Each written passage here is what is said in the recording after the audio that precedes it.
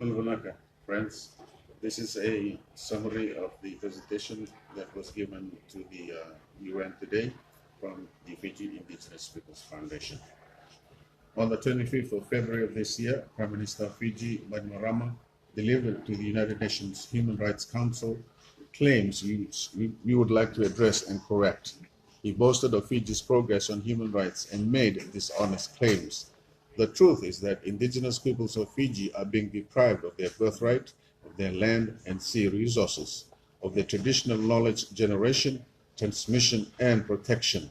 Bainimarama and his government leads the abuses of indigenous peoples' environment and human rights by banning the native language in parliament and destroying thousands of acres of native lands through destructive mining practices and development. This includes the native lands of Suvuvou, Tamabua, Malolo, Bua, Singatoka, Dawasamu, Namosi, and Riketi in Maduata. His record marks him as the worst violator in the South Pacific. He is on record as saying he supports acts of terrorism and torture committed by the army and police while carrying out their duties. Fiji's recent election to the UNHRC is bewildering, given its dismal performance, and is an indictment of the UNHRC. In the same week that Fiji was voted into the UNHRC, a remand prisoner was almost beaten to death, while another indigenous person in custody, Joshua Lolovaki, was tortured to death.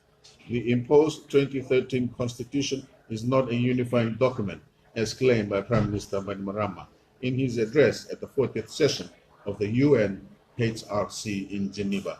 The constitution is an imposition against the will of the people and decreed by a military-backed government, specifically crafted to retain power in the hands of the Bainimarama regime, as well as granting immunity to the perpetrators of violence and torture committed by the military and police force from the military coup of 2006 to the future.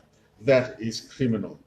It has been condemned by the Working Committee of the UNHRC, which examined it in 2014. The Fiji Prime Minister is delusional in thinking he is a champion of human rights. He is not, because his constitution restricts the civil and political rights of indigenous people while targeting political opponents and trade union officials. The imposed 20,000 constitution has not been tabled in Parliament for ratification and thus remains a document which has not been endorsed by the people of Fiji.